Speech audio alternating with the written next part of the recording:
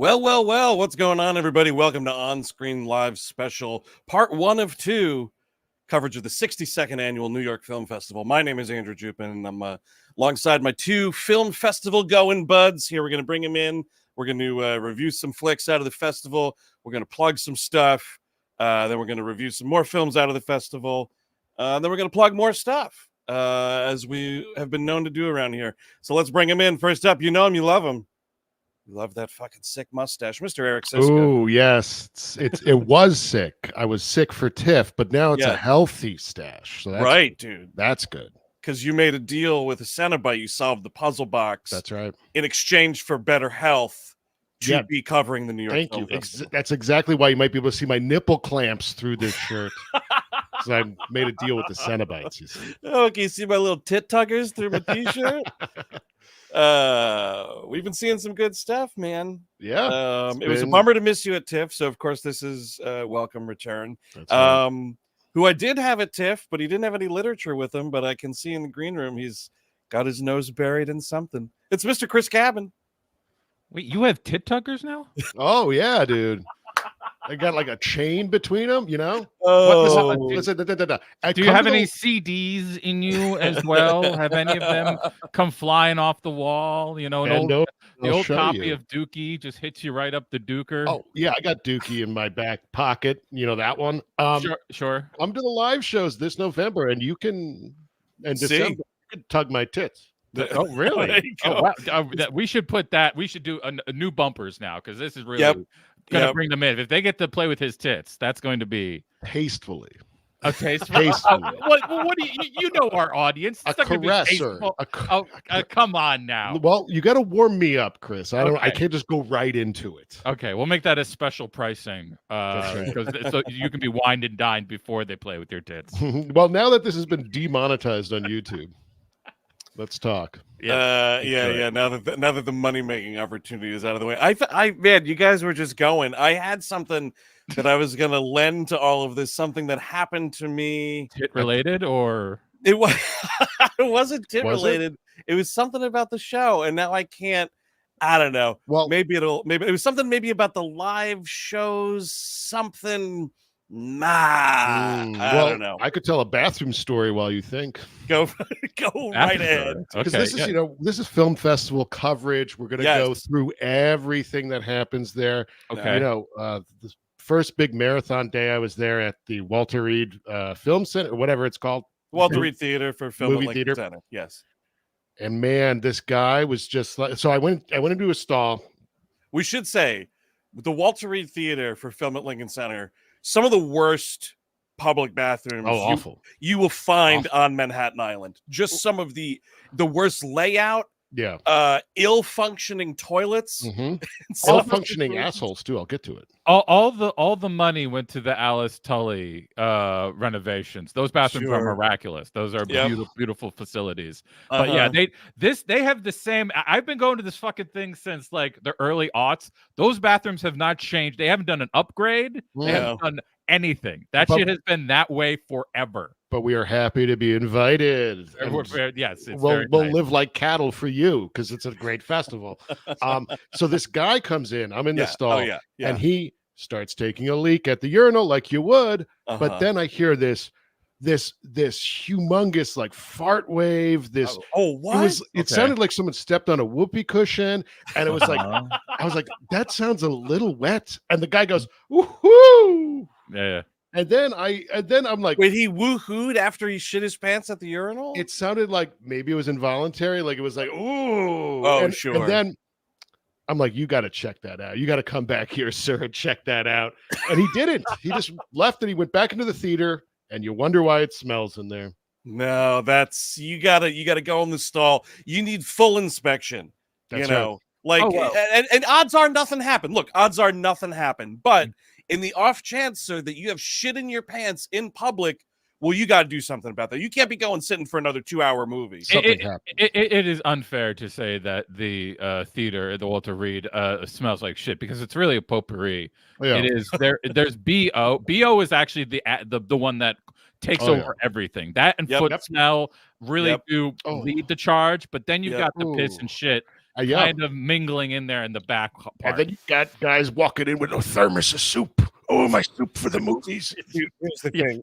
We gotta stop it with the hot food in the theater. And like, here's the thing, like the theater people, the ushers and whoever, they do an amazing job. Yeah. They're not miracle workers. They can only do so much. And obviously they're not going to be searching every container. Like, that's just not practical. No. You, as the theater goer, and we're all adults, you have to think, man, should I open a hot fucking quart of soup in a packed movie theater? The answer, 10 out of 10 times, is absolutely not. Yes, they should just send someone in there with some Lysol, just spray in the air a little bit. Oh, then you're just gonna get people who hate the smell of Lysol. There's no gonna, you can't win here, Eric. No, but look, like, there is no winning. That's true. We all, it's a losing game. Oh yeah, we all want to see every movie, right? But you have to allow yourself time to get out, stretch your legs, go get a bite to eat in a regular eating area, and then go back to the movies, Yes. So you're not going to catch everything. And like, I'm sorry, just a hot quart of bisque in a cramped theater is rude. You might as well put down hay on the, go to the bathroom wherever you want. I mean, honestly, I would be more for that at this point. But I mean, as to your point, Eric, these are usually a great deal of the audience for the P&Is are grampy or grampy leaning. So they had that one fucking time in '88 when they went to a P&I and they, like, someone took their seat even though they had their thing on it. So now they will never forget that. So now they will, every time they will bring like their plantains with hot sauce plus like chicken noodle, the Italian wedding soup, the 5-quarter. They will be doing that all day, and you will smell it for the entire movie. It's just not fair. It's just not fair, damn it. Oh my God. Anyway, so that's part of the background horrors of what we've been going through, which we're very grateful for. Thank you. Of course. I will say, so far with this festival, you guys, no old people fights yet. Last year there was definitely epic. I witnessed a fucking epic old person fight in one of the theaters. I think the behavior for the most part has been much more improved this year. I would agree. The biggest screening I went to, I assume for you guys as well, was Nickel Boys, and I didn't see a single roughhousing, not a one. I was shocked. No dispute over seats, nothing. It was actually quite good. No, and when you get those P&Is too for like the opening night film, like, people can be absolute crazy maniacs sometimes. So I'm glad that all worked out. Nickel Boys, one of the films we will get to in the lineup today. But first up, I want to talk about one that we caught on our first day. Eric and I did anyway. It's a new one from Miguel Gomes, of course, and it's called Grand Tour. I actually did not catch it, but you did not catch it? I thought you did. No, I was trying to get a separate screener. I couldn't make it that day. Is that what it was? I think it's just you, but I'm very interested in this movie. I would love to hear more. Oh yeah, no. So that's all right. Well, this discussion will be a little shorter than I thought it was going to be. Miguel Gomes, I hadn't seen a movie of his in a while because I missed Arabian Nights, but I really like Taboo, which played in the festival like 12 years ago or something like that. Ago, yeah. And if you don't know Miguel Gomes, he's a Portuguese filmmaker. He just makes these like beautiful dreamscape kind of movies, dreamlike kind of feeling movies where, like, you're watching a movie. Like, if that makes sense, you can feel the moviness of it all. You can feel the movie making, the excitement for movies. And so this one is about it's like a journey through East Asia in the early 20th century. And it's kind of funny because the premise is pretty simple. It's a man and a woman who are engaged to be married. They're an English couple, or they're visiting from England. And it's like 1918 or something like that. And this dude kind of has like, it's the most epic tale of cold feet for an engagement ever. He kind of just like takes off in the middle of Southeast Asia and leaves this woman to go on his own journey of chugging Singapore slings and walking through various forests and going, town to town, whether by train or whatever. But the funny thing is, she is following him stop to stop, trying to find him in this sort of like airheaded, notion of like, well, he's just a little ahead of me. Like, he's clearly not trying to abandon me. He still loves me and wants to get married. How does she follow him? Does she like smell the colonization in the air? I think he's that way. That was Taboo, actually. I don't know if it's the same. That was essentially the central tenet of Taboo. Oh, actually. Nice.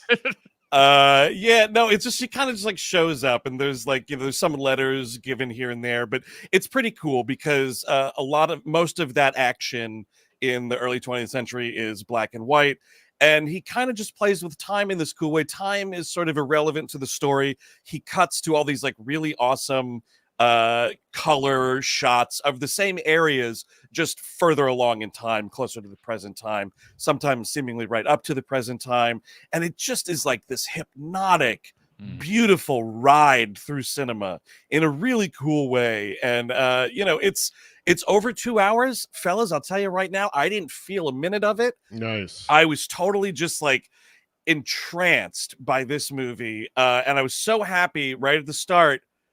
My fucking fave film company going right now, I think, you guys, Mubi, it's another one in their hands. So I don't know the deal with this release. It's a TBD. I don't know if it's later this year. I don't know if it's maybe early next year or what the deal is, but it is just, I think the copy on Lincoln Center's website uses the word fanciful, and I think it is a fanciful trip through a movie. So I really cannot recommend it enough. And yeah, no, that's so funny. Eric, I thought God, I had this. Yeah. This is what happens, folks. Like, all of the screenings kind of just meld into like one event. And I was like, yeah, Eric was definitely sitting next to me. I think, by the way, a friend of the show, Sean Weiner, who's been attending on behalf of his organization, UFO, Untitled Filmmaker Organization, I think he was actually sitting next to me. And I remember we got lunch afterwards, and he also really liked it. So there's two recommendations from the WHM universe, so to speak. It sounds good. It sounds great. I really wanted to see it. There was some train delay stuff that happened that kind of prohibited that. But I reached out to the press contacts, and it turns out I don't carry much weight. Just on my body. Well, I'm sure they're being like insanely inundated. Oh yeah, with similar requests like that. So who the heck knows? This will be. You'll get stuff for like when For Your Consideration stuff starts going out. This will absolutely be on some list. I guarantee you that. I mean, I don't know. Like you, I don't know if it was this. If it's 2024 or 2025 release. I kind of feel like it is like a late 2024 release, and it's going to be at the Eleanor Burnham theater. Oh, I think Eleanor it's one. I think it might. Monroe. Yeah. I think it might be one of their releases. But Miguel Gomes has been at this fucking festival forever. Like not like 2 or 3 years ago. I forget if Andrew, you saw it. He co-directed a movie called the Tsugwa Diaries. It's August backwards. Oh yes, yes. That movie. Great movie. Primo stuff. Stuff. He's been around. Whenever he's around, they usually get him, and he's been kind of perfect. I mean, Taboo, he's been doing stuff since before Taboo that's really great. Yeah. But since Taboo, he's kind of been on everybody's radar, and like it's been great so far. Taboo, yeah, that's a great place to start with his stuff. TABU is how you spell the title. Right, not to be confused with that Tom Hardy TV show that existed briefly. Do you remember that? That Chips Hardy worked on. Yes, the hat. Yes, okay. The hat. It's the Hat Show, where he was some like famous. Was it like a circus guy turned criminal or something? Sounds right. Yeah. But anyway, yeah, that was how I started the festival with Grand Tour, and man, just what a great celebration of filmmaking and just a fun story.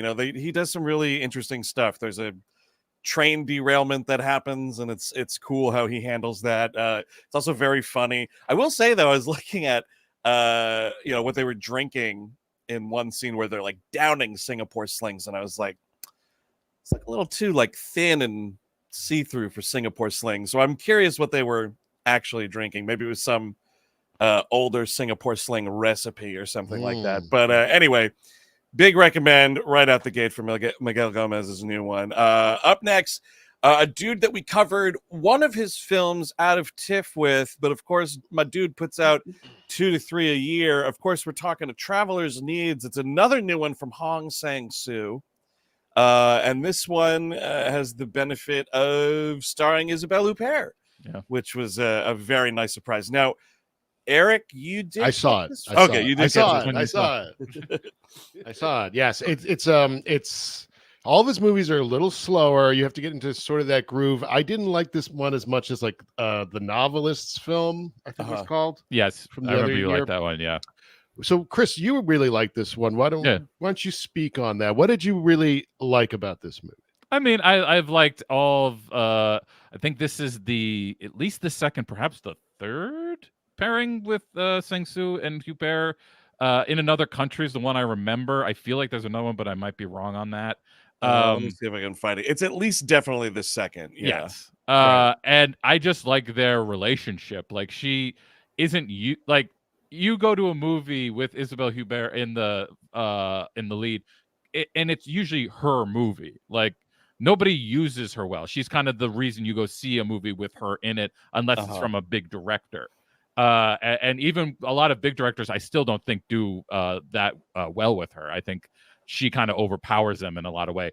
He's one who like makes her like match his style, match his way of doing things, and she does it in a very precise, very French way.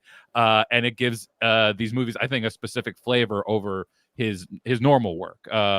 It's not to say better in any way, but they bring out a different kind of taste to him. Whereas like this compared to By the Stream, which is his usual normal actors are in that. There's no big name. His partner, Kim Min-hee, is the lead. But other than that, there's nobody really known. This one, there's someone known. And this is the shorter one. This one's like 73 minutes, I think. It was a flat 90, actually. Oh, flat 90. Jeez, okay. Yeah. She plays a French teacher who goes around teaching some people French. She has this relationship with a younger man. And that's the movie. Yes. It's actually, I mean, it's interesting though, because this one really struck me. And I think because this was the first time I saw him collaborate with an actor I was more familiar with. This, by the way, confirming the third time Isabelle Huppert and Hong Sang-soo have worked together. What's the third one?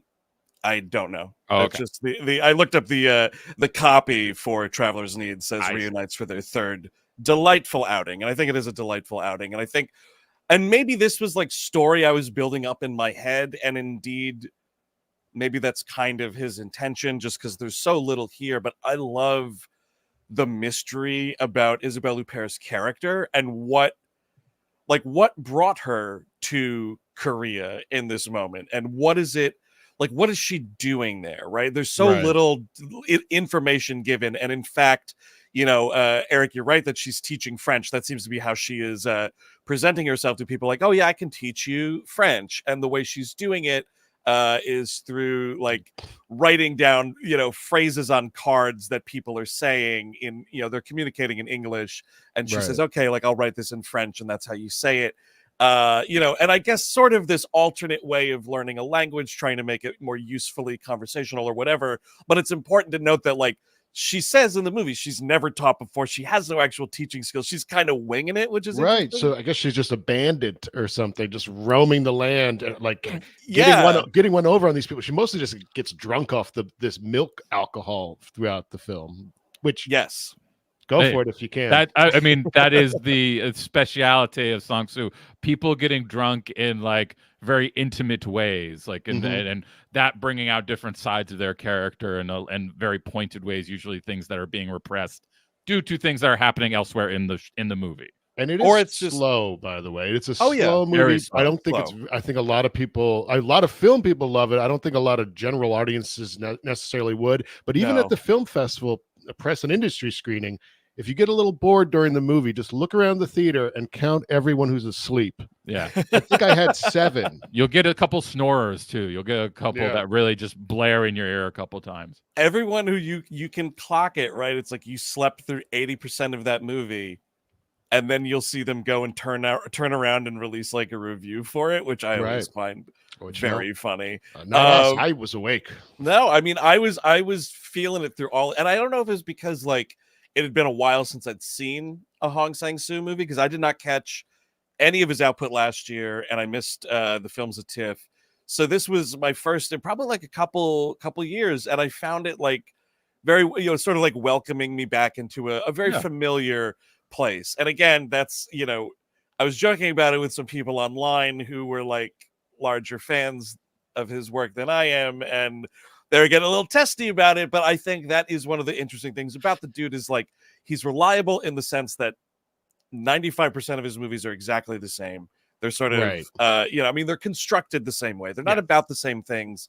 And, he's not like remaking his own work, but it's like a lot of long takes. You probably have like 15 shots in a movie, right? It's like, it's a very certain style. And I think, Eric, you're totally right. It's not a general audiences thing. It's the reason why a lot of people don't know him. He hasn't had that crossover sensation that other Korean directors have experienced. So he is not a known name. It's very much a specialized taste. And indeed, that's why Cinema Guild, once again, I mean, I think they've distributed almost every single one of his movies that has come stateside. Cinema Guild has taken up that challenge. I mean, he's been at the festival too since the I remember. I think my first one of his was Woman on the Beach back in 2006, 2007. Great movie. Great movie. And he's always just been like the people who really love movies love this guy.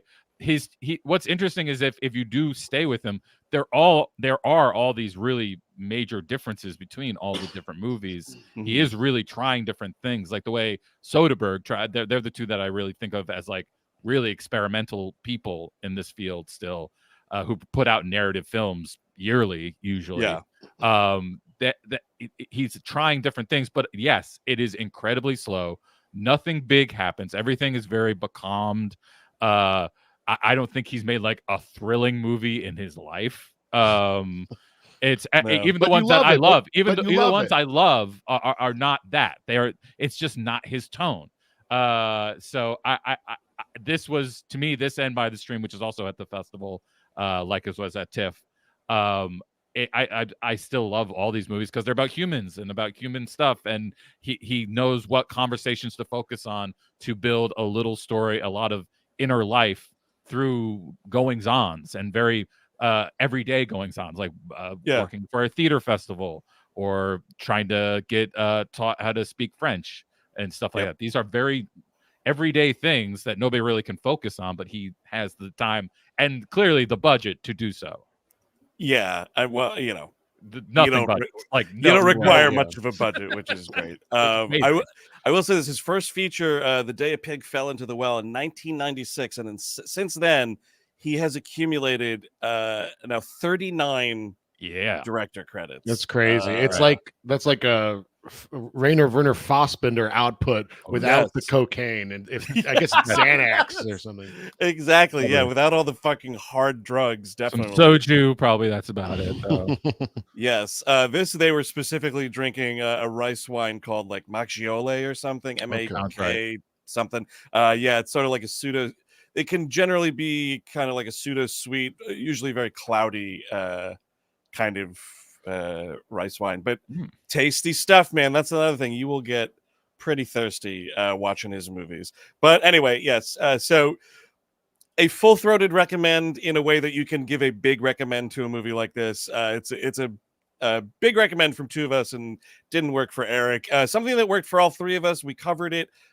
Chris only at TIFF, so I did want to cover it here as well because Eric and I totally also had our socks knocked off here. But the new one from Sean Baker, Anora, which is out limited 10/18 from Neon. This is a hell of a picture. Might be my favorite Sean Baker movie now, and I really, really loved Florida Project. But hell yeah, this movie. This is Mikey Madison, who you may know from Scream 5 and Once Upon a Time in Hollywood. This is her. I mean, even though Scream 5 was a huge movie, Once Upon a Time in Hollywood was a huge movie. This is her star-making turn. Yes, big in time. This movie. Yeah, it's incredible. Like it's such a kinetic movie too. It's about an exotic dancer that ends up sort of like getting eloping with this son of a Russian oligarch, and it's kind of like a One Crazy Night or One Crazy 2 Days. It is a fantastic movie. It's what was I sort of saying? It's kind of like Pretty Woman if it was made by the Safdie brothers. Right, yeah.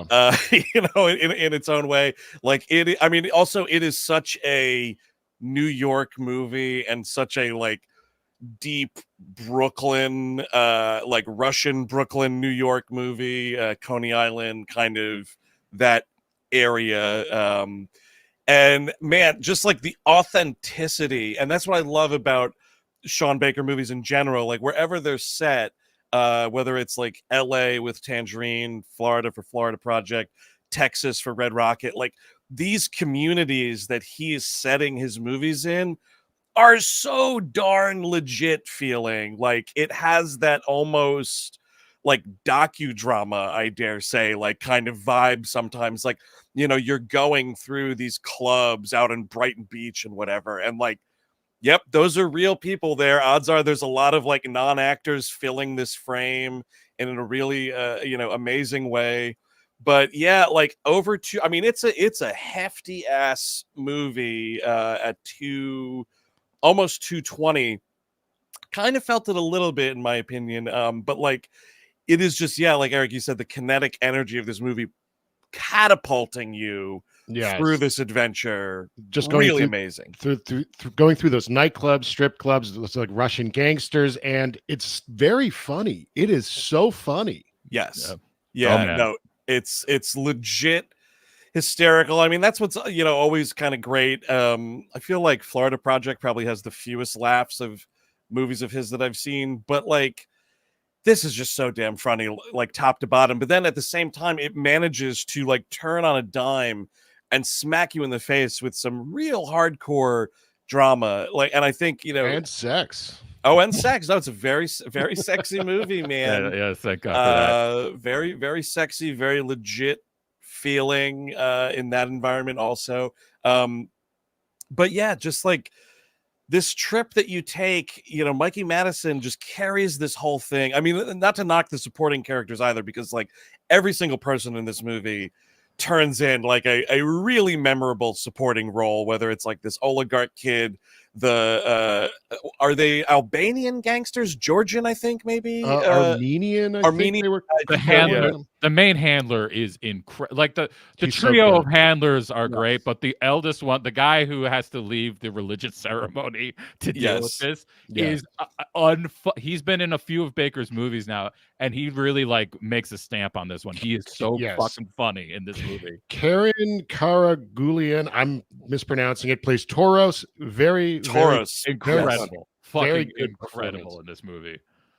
They actually had a really great photo from the premiere of the movie where it was Mikey Madison in between Toros and the bearded guy. Right. Yeah. Garnick, the character, I think. Yes, and they had a good like she's in between, and everybody's looking pissed off in the photo, and then like the very next photo, it's like, and that's acting. We all love each other. Like it's so great. But man, yeah, like just like that dude Toros, like I have seen that guy making business calls outside of diners. Oh yeah, you know what I mean? Like just carrying that realism with him. Like just bravo, whoever he had doing casting with him for this movie. Because diggity damn. He is always, I mean, Baker with the casting has always been a slam dunk. The guy's just good at this shit. I kind of hope like if you get him to take up the Sufjan Stevens project and just do states throughout the country and do a movie by state, I would be very happy with that. If it just this happens to be how he unfurls, because like this is the greatest like Russian New York movie since Two Lovers. Like another fantastic movie. But like it has that flavor of it. It has that very particular custom, like a traditional stuff going on in it. Like it has attention to those things that is blasted apart by modernism, which is the relationship between Mikey Madison and the young Russian boy who is he's also I forget his name as well, but he is fucking hilarious as well. Oh, the kid, he's played by a guy named Mark Edelstein. He's been around for yes, Ivan. Yeah, Mark Edelstein plays Ivan. Yeah. Want to just make a note in the comments here. By the way, thanks everybody for tuning in. Didn't mention that at the front, but it's great to see everybody tuning in as we're at the regularly scheduled time for OSL. But the authorized podcast, Johnny Pomato, who's been checking out stuff at the festival, says Mikey Madison outstanding, but he feels Karen Karuglian, who plays Toro, steals the show. Who's sitting in front of Johnny at the public screening he was at. His wife kissed him every time he got a big laugh, which I think is fucking fantastic. What a sweet little story. I wish I had that instead of the bathroom guy. Look, yeah, Johnny Pomato, man, watching some sweet PDA. You had a dude shitting his pants in a urinal. That's that's nice, not very fair. At least it wasn't me this time. That's true. But yeah, y'all, 10/18 limited from Neon. I really hope for an expansion here. I really hope this movie hits with the limited release and can expand, because also, I mean, it's so goddamn gorgeous. And thinking again on like the kinetic feeling of it, just watching it in a theater, just mandatory viewing experience, for sure. Now, take a quick break here to, like I promised, we're going to plug some stuff. We do have, folks, our end of year shows coming up here. And first up, pretty crazy. This is like tomorrow's October 1st. It's going to be here before you know it. But 10/23, our final worldwide digital experience of the year. We're talking Scream 4 on the internet, if you can even believe that. Very excited for this. And I remember I went back to Scream 4 a few years ago, and I was kind of pleasantly surprised by it. So don't expect pure negativity, just a good little layer of it. No, we are look, this is a Scream head household, folks. We all like, I would wager a good chunk of the franchise. So it's not going to be a hate fest. It's going to be more an all-encompassing, probably, conversation in one way or another. But yeah, I remember liking this one pretty okay too. I did see it in theaters. The ending, incredibly gooftacular moment, which I laugh at every time. We'll talk about that at length. But yes, 10/23, 9 p.m. Eastern, we will be doing the Q&A after party as well. Patreon supporters at the $8 and $10 level get to bundle that in for free, which is pretty cool. And that's if you haven't done one of these before, it's like you see us do this whole show, the entire episode live, and then afterwards we hang out for about an hour BSing, showing off our cool pipes. Many cool pipes, cool t-shirts, our drinks that we've made. Also, we answer your questions if you have any questions. Most importantly, yes, and we also discuss all the props used in the production. So get ready for that. Indeed. But yeah, that is the last digital show of the year, and that's worldwide. That is 14-day after the event. You can get the replay, all that good stuff. And then starting in November, we have our 3 final in the flesh dates. I just want to show off the full poster first. Our boy, our artist, man, Philippe Soubreau, another fucking banger. Love this. Just love this fucking thing. We will have this, of course, for sale in the merch store. But yeah, just to break out those 3 dates. First up, 11/15. It's a Friday night. We are making our gosh darn debut in Seattle, Washington. And we're talking about Harry and the Hendersons at Washington Hall. This is something I've not seen in a while. I remember it being incredibly stupid, yet, man, I'm tearing up right now thinking about it. When he's kicking that fucking Sasquatch out of his house, man, it is heartbreaking. Oh, I love it. And I think he's at one point wearing a Seattle Seahawks sweatshirt. So that's exciting for all of our local Seattle people. Please come out. Don't let us get bumped by a true crime podcast or anything like that, because you guys love that stuff more than anything up in Seattle. But well, dude, it's the Pacific Northwest, man. They got a lot of fucking serial killers. It's a Laura Palmer a day up there. So, yeah, exactly. They do support comedy for a change instead of grisly murder. Okay. Speaking of grisly murder, we're heading down to Portland 2 nights later to talk about what may be, some may say, a lot of people are saying it, the ground zero for cinematic disgusting shit boys. We're going to give a convo all about the Goonies. Look at that. A face a mother even couldn't love. No, yeah, I think Chunk was orphaned after the events of the film. Might have been. No, this is a movie that we understand. It has a very large, passionate following, and it's one of those things where none of us really grew up on it. Oddly, I don't know how four dudes of our age. I saw it a bit growing up. I grew up on it. I still think it sucks, but but that's what I mean. Like, did it fall into it? Yeah, exactly. No, yeah, sure, yes, exactly. Yeah. It's a sacred cow, but we're going to make hamburger. So come on out and watch that. No, I mean, that's the thing is it's okay to like a movie. That's what we always say on this show. And it's totally fine if you like it. We're just going to have, we're going to make a little jokes about the disgusting shit boy's tummy. Yeah, the truffle shuffle and etc. Pirate treasure. Yeah. There's going to be a lot to talk about. A lot of fun is going to happen at that show. I'm very stoked, by the way, to be going back to Mississippi Studios, great club in Portland that we played several years ago. And there is a shot, folks, that if this sells out quick enough, they'll let us add a late show, in which case we have a very interesting idea, something we have not done on the road yet. So, something we have never done before, perhaps would be a second show, but Portland, I guess you don't want it. I guess, okay. All right. And by the way, you feel free to bundle these. If I see you at Seattle and I see you at Portland, you get to tug those clamps twice. Look, I think we really should have the tier correct before we start selling the tugger level. I think we need to have the discussion before we sell things for it. It's VIP meet and greet. Sure. And if I like you, that's the next level. There you go. Okay. I got to approve. There's gonna be a velvet rope for the TVs. VIP meet and tweak. Yeah, it's gonna be like a Anora in there. So come on out. Oh my god! And then several weeks after that, we return to the East Coast. We're going back up to Boston. We will be back in Last Boston, great club that we've played several times over the years now.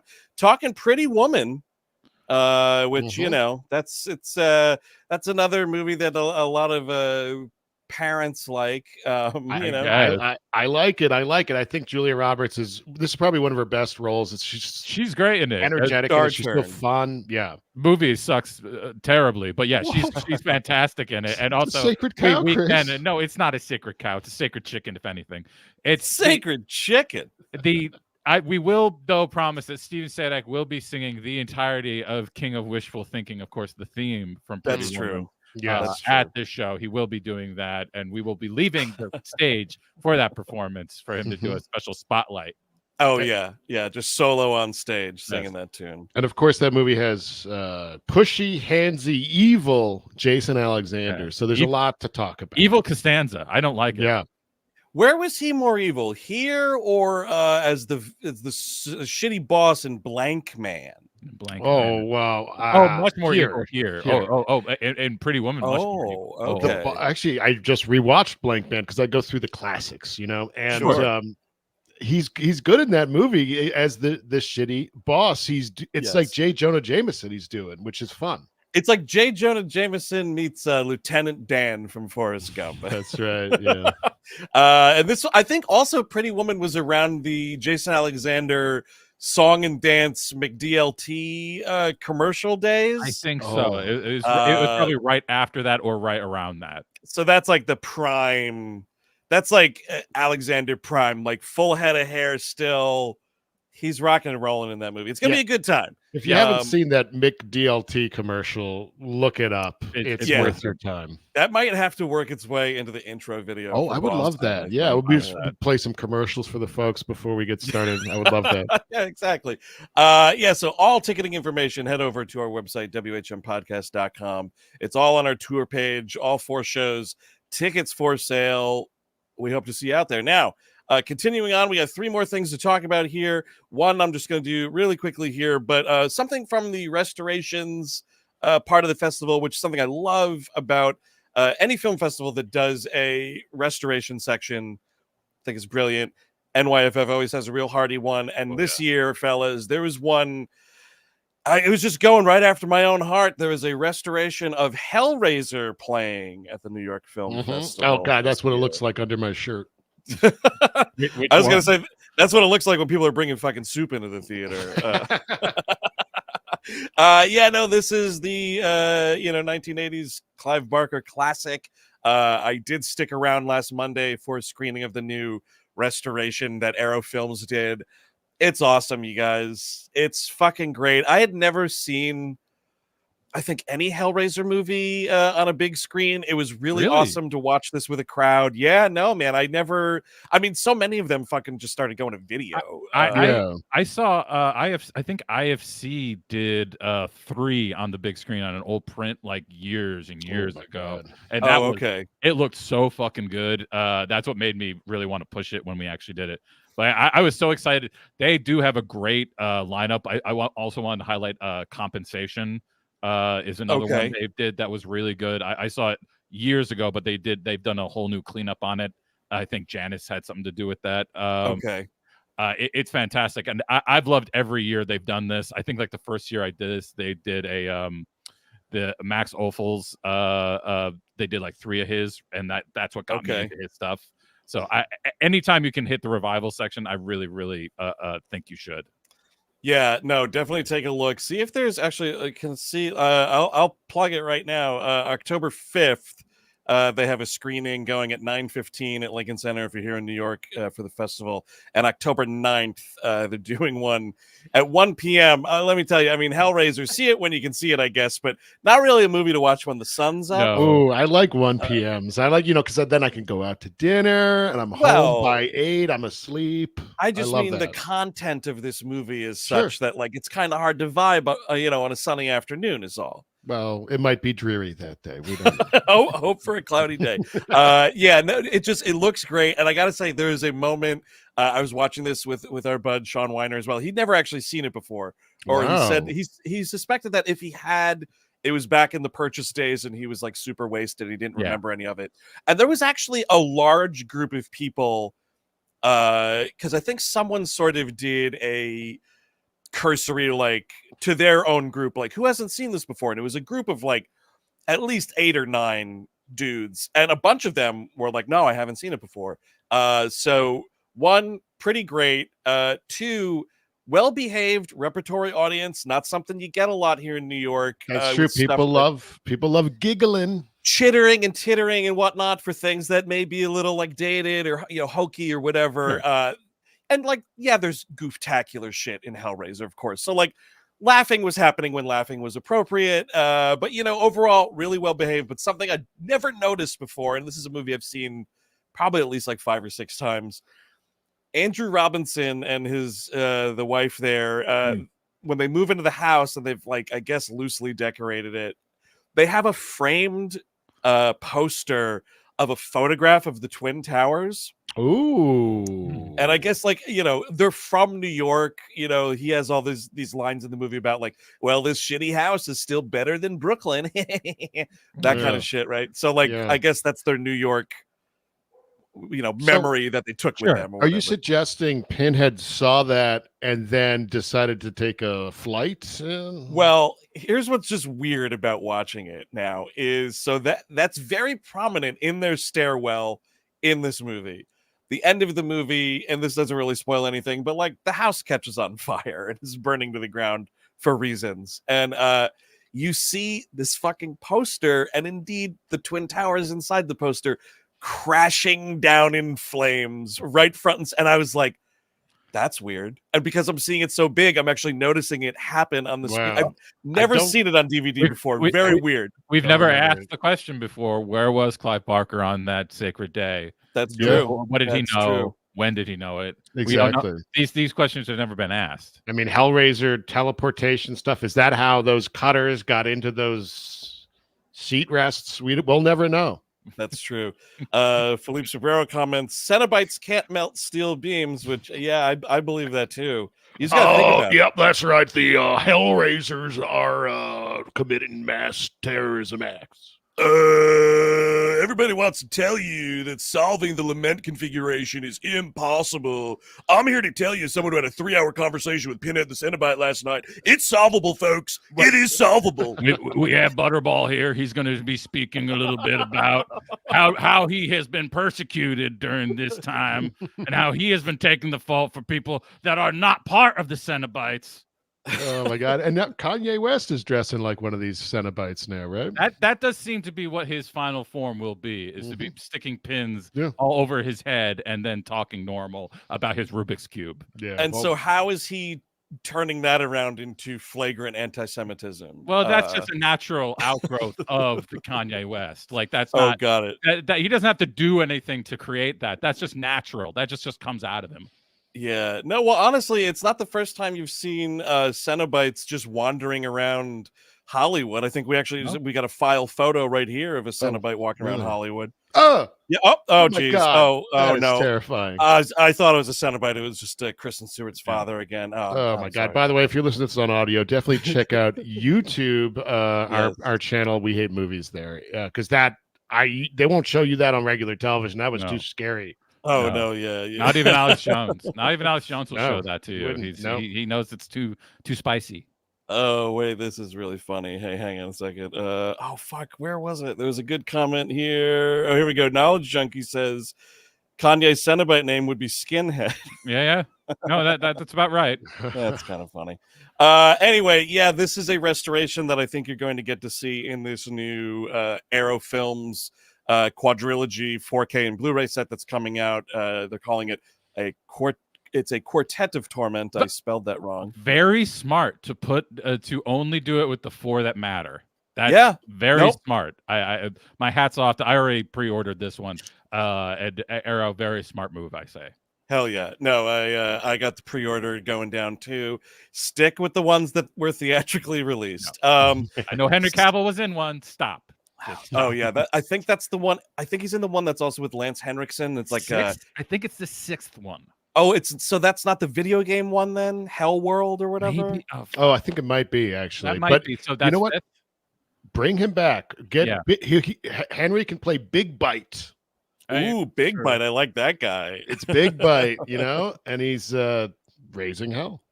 Damn you, Big Bite. I was always promised that there would never be a Cenobite more handsome than I, Pinhead. Just make it sound like this is part of that Warhammer shit he's obsessed with. Sure. And then you'll get him. You just be like, no, the Cenobites are a part of the league that is going against the Warhammer guys in the big suits. Yeah. They're a different type, but it would be part of that universe. And then they look like kissing cousins, those Warhammer guys and Cenobites. Some of the guys inside the machines, they do look a little bit like Cenobites. Mm-hmm. So anyway, we'll move right along. But yeah, 10/22, that set comes out.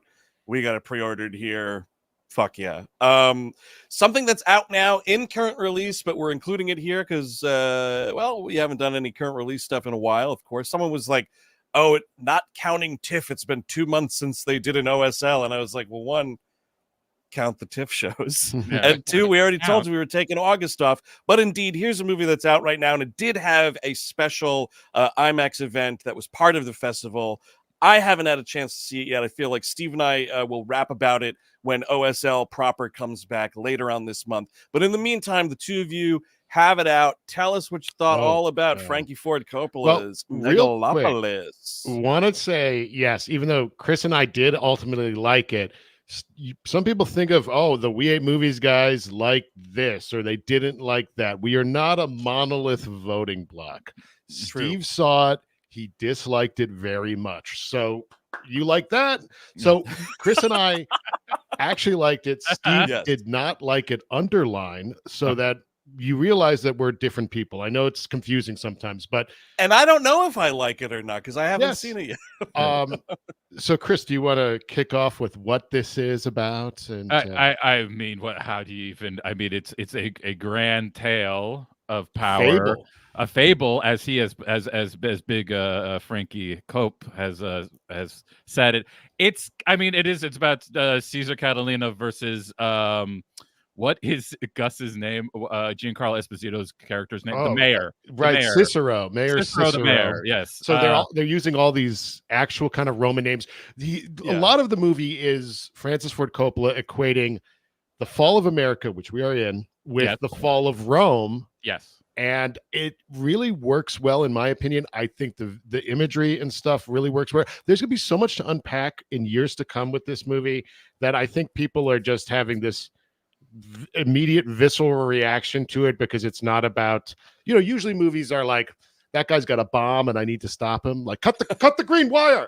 Yeah. But you know where the story's going and the steps you have to take to get there. But this is more about this is just a long experimental fable, like we said, about like Caesar's he represents like creation, and Claudio Shia LaBeouf is like destruction, and the back and forth between that, the family drama and the ruling families, like inner court politics. I found it very fascinating, but I understand that it is not for everyone. And I've noticed once I tweeted that it was good, people got upset.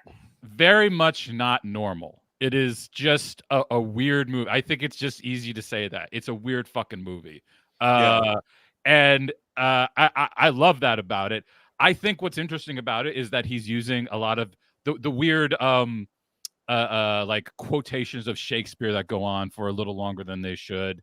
All those things, to me, it speaks of a man who's still obsessed with silent movie filmmaking and like montage. That's interesting. What all this looks to me like is stuff that he took directly from his memories of silent film and tried to put it with the most technology he had at this time. Obviously, Metropolis vibes all over. Oh, I mean, everywhere, fucking everywhere. I mean that one is huge, but also like Sunrise, any of the big epics of the time. It really does feel baked into not only the weirdness of this movie, but also like the storytelling apparatus. It's big, it's bold, and it feels like it's from a different era, but it's being used with all the modern stars of today. It's being used with computer effects from today that I don't think would work with the old effect. I mean, maybe they would. It would be interesting to see what he would do. But like the statues moving and all that stuff, it is very effective to me. Like there's a shot of a hand grabbing the moon that's really intoxicating. There's all these very weird images that are created, yes, through the same cheap is the wrong word, but like early CGI methods. Like it does feel, people have likened this to the prequels. I see what they mean in the certain effects use, like the way that exteriors are used, like big buildings look like they are from the Star Wars universe in a lot of these shots. But storytelling wise, I think he's going for something much bigger than Lucas was. Yeah. And I like all the performances. I think they're all crazy, but I think they're fitting what he's trying to do, which is that ecstatic performance level that you would get with silent movies. Like these people who look like they're losing their fucking minds on the and like that's what he's doing, but he's adding the sound component. He's adding all those things that weren't there to create this new language. And the language is weird. It's a weird thing to fucking look at. It's a weird thing to hear. But I think he's looking forward to something that, I mean, everybody said it postmodern is. It is. It like whether he's doing that on purpose or not. That's the tone. That's where he is right now. And like people have likened it to Southland Tales, which makes no sense to me. You know what it reminds me of a little bit, and I think this is also the divisiveness of it. It reminded me of a bit of Mother, the Darren Aronofsky movie. I can see that. Which I also really liked, and I know a lot of people didn't. I just think this is a very interesting and rich text. I think people will be unpacking it for years to come. And I think, maybe some of the effects look cheesy, and some of the performances are like bombastic, like big, and like, you know, you got Shia LaBeouf farting around, maybe too much. Aubrey Plaza, I think, is good in it. I think John Voight, I think, is excellent in this movie, and I don't often get to say that. No, that's a rare thing. It also doesn't mean you fucking agree with his politics. You just think he turned in a good performance in the movie. Yeah, he turned in a good performance in this movie. Now push him into the meat grinder. I don't care about him. Someone in the chat, John Korek, chimes in and asked, "Did you guys see it with the live action reporter scene?" No, we did not. Yeah, I was gonna. You didn't. I didn't. We weren't at the same screening, but I believe that is chopped out of the massive released version. The scene where it's the little square of Caesar answering the questions, that's where it would be, Eric. Right. Okay. Yeah. I saw people going crazy online for it, and no, it did not happen in my showing in beautiful Poughkeepsie, New York. There you go. I mean, I think, Chris, with the Southland Tales thing, you know, again, without having seen this movie, but thinking about my own history with Southland Tales, I think it's possible what some people just might be acknowledging is that it's a big, bombastic movie that we might not quite yet understand. Yes. Yeah, that's weird. again, it is weird, but like if you're expecting that kind of story, it is not even kind of like that. No, and I don't think that's what I'm saying, is just to like maybe try to like clarify, because I've seen a ton of that too, just relating to Southland Tales. And I think it is more like, wow, this is a big ass movie with a lot of like big ass ideas, and we might not, like I guess you guys aren't ready for that yet, but your kids are gonna love it, like kind of attitude, possibly, because like I feel like this movie was destined to be the most divisive movie of the year before it was like, before a trailer had even been seen. And I feel like all the stuff with the disastrous AI ad campaign thing, sort of put another sort of set of eyes on it in a way. So yeah, I mean, I can see the Southland Tales thing. I mean, I just hope that it doesn't take me 20 years to understand this movie. I'm excited for it because I respond well to big, weird, and confusing. So, and I think, Eric, it's interesting too, your point about Mother. That was another big, interesting, confusing movie that also didn't particularly work for me, but that's another thing that people were sort of ready to feel one way or another about, like from the jump. I just think it's kind of interesting whenever we get these kinds of movies that you wouldn't necessarily think of as an event movie in that way, but in a way it kind of is. Like everybody is ready to talk about this movie. True. I think possibly regardless of having seen it, which is a mistake. That's part of the draw, because it is weird. Like the Southland Tales thing, like Southland Tales, this Mother, we should be happy these movies are hitting theaters, even if we don't love them. Like this is probably not a movie I'm going to watch often. No, because it took me a while to get dialed in too. So I feel like if you get over that first hour and embrace what it's doing, I think you will find it to be a rewarding experience, but your results might vary. I even think the first hour is great. I really do think it's just one of those things where you have to give him your attention. You can't be running on rails on this one. You can't be half checking your phone, stuff like that. It requires your attention. And like, if you don't want to give it to it, that's fine. And I think a lot of, there's people who are genuine, like film people who don't like this movie, who think it's, just a little self-obsessed, a little, arrogant, a little overdone. And that's all fine and well. A lot of the box office idiots, they just don't know how to talk about this movie if they're not talking about numbers. Like I hate any discussion about that kind of stuff with these kinds of movies, because like very clearly that's not his end goal. Like that his thing was like, I'm going to make $1 billion. Like, of course he's not going to make $1 billion. No, are you out of your mind? He didn't put Spider-Man in it for a reason. Yes. Fine. Yeah, no, I mean, and to that point, yes, it was released on over 1,300 screens, or what was that number? Let's make sure I get this right here. It was released on over 1,800 screens, 1,854. Yes, it came in 6th and grossed $4 million. But if you are looking at this movie in terms of that, I mean, that's just wrong. I don't know what you're doing. It's not the way to look at a movie like this. It's not designed to make it's not designed to make money. What Francis Ford Coppola movie has been in the last like 30 years? What was the last one? Dracula? You're trying to look for box office? Even Jack was not really him trying to make money. It was him being weird, and he was being weird and in a family movie way, which is off-putting in double. But like, this is like, I get why people are turned off by this, because he's doing all these things. It's not a normal movie. It's not working or running like a normal movie. It's very aggressive in its way. Yes. And remember, Steve disliked it. So remember, and for all we know, Andrew might not respond to it either. So half of us enjoyed it. Your results might vary. I know people, again, when you say, oh, we hate movies like this. No, they didn't. No, they didn't. That's right. Someone on there might have. One of us has. Yeah, maybe one of us has. Our buddy Bucyrus makes a good point. They say, I love these movies that get people talking constructively and friendly anyways. Yes, and that's, I think, very important here. When we get these kind of divisive titles, don't let the emotion, carry you away or whatever. Like, don't be nasty to someone if they liked the movie. We're changing the rhetoric. We're tempering the mood. The thing is, it's art. This is like this is a $120 million art movie, for better or worse. And art, good art provokes a reaction and conversation. So even you saying it reminds you of Neil Breen is you actually engaging with the art and talking about it, and that is also fair. We're at the top of the hour. We have one more to get through, so I do want to get off this really quickly. But I think Philippe asked a question that I'm kind of asking myself here. What do the two of you think about the possibilities of a Megalopolis Mentary? It's not happening.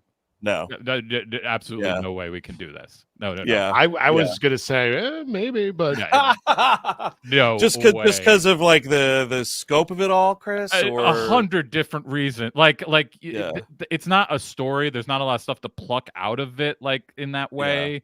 That's fair. There's like he's quoting things a lot. The images as well as the words are being like it's a real like. There's a collage element to it, even like I don't know if we could do that, but if people want to try it, I'll try it. But I think it's worth just seeing. Just see it.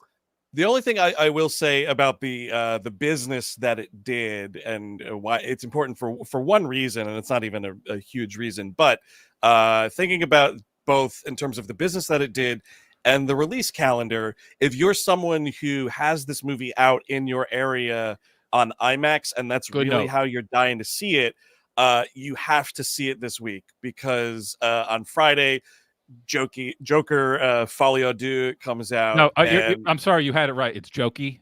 Jokey Folie à Deux. That's what it's being called. It's Jokey. Jokey Deuce comes out, and Jokey Deuce gonna be taking your IMAX screen. So if that's a big thing to you, this movie. All this to say that had it done Boffo box office, they would have made some exceptions. Maybe here's a showtime here or there. I would strongly encourage you to see it in IMAX, because there's a very real chance it'll be not out of theaters entirely, just off of IMAX screens, because Jokey's coming in. Jokey's going to be on a lot of screens. You're going to see Jokey Deuce on all kinds of screens. Can't escape Jokey these days. So Jokey Deuce will be everywhere. So here we go. The last film we'll talk about on this episode. And by the way, make sure to tune in next Monday at noon Eastern also, when we're going to be doing the second part of our NYFF coverage. But for now, closing out things with something I thought was just quite an awe-striking experience here. But the new one from RaMell Ross, Nickel Boys is the name of the film. And this was the opening night selection for the festival. The opening night was just this past Friday night, and this one's out in limited release later in October, 10/25, from Orion and Amazon MGM. Which is disgusting to say, but that is disgusting. But like, it is nice to know that Orion is still putting out the big movies. Like, there's still, the name is still on some of the bigger movies of the age. It is nice to know that. Yeah, but I'll say right now, probably the best movie of the year. I doubt I will see a better movie this year than this. There you go. This, if you're unfamiliar, if the title's not ringing a bell, this is an adaptation of the 2019 Colson Whitehead book of the same name. It's about two young black boys in the 60s who are sent to a home for bad boys. It's basically just a fucking corporal punishment factory, right, like a juvenile hall. This is in Jim Crow era Florida is where we're here, and just to get it out of the way now, I think, like, just from stuff I've been seeing on Letterboxd, you can either get behind with how this movie presents itself, or you can't. And if you cannot, this movie will not work for you. Chris Cabin, do you want to elaborate? Well, so it depends a lot. If you've also seen his first film, Hell County, This Morning, This Evening, which is a very distinct looking movie. It's a documentary mostly. And it is a really unique looking one. It is one that its visuals kind of in a lot of ways outweigh what it's actually talking about, although I would say it reflects it in a lot of very smart ways. This is similar in that all of it, if not most of it, is told in POV. My joke to my friend when I left it was like, this lays the groundwork for the Peep Show movie. It's the last thing you should take from it, but this does it. This shows us the way to do it. I was thinking about Peep Show kind of all throughout the movie, and I know I shouldn't have been, and I was thinking about other things as well because you can't not. My joke brain had to say something, but I have to let him talk every once in a while. And got a regular jokey over here. But I think I'm surprised that people are having issues with the way the film presents itself, with those POV, like you're living through the character, and I think that's a huge part of the point. Yes. You know, as a 40-year-old white man, you know, like you are put into their shoes, and I think it is incredibly effective. And I'm surprised that people just are discounting this film just because of that style. If anything, we need more style in movies, and maybe that's why I also like Megalopolis. But I just think this is a home run, and I think the acting is impeccable. I really loved everything about this movie. It's a big stylistic gambit, and I think it works very well for what the movie is trying to get across. And like a lot of ways, like a version of this, like the fact that we see the kids, there's this one shot of the kids picking oranges, and they're clearly doing labor for like either for someone or for at the very least for the government. They're doing that.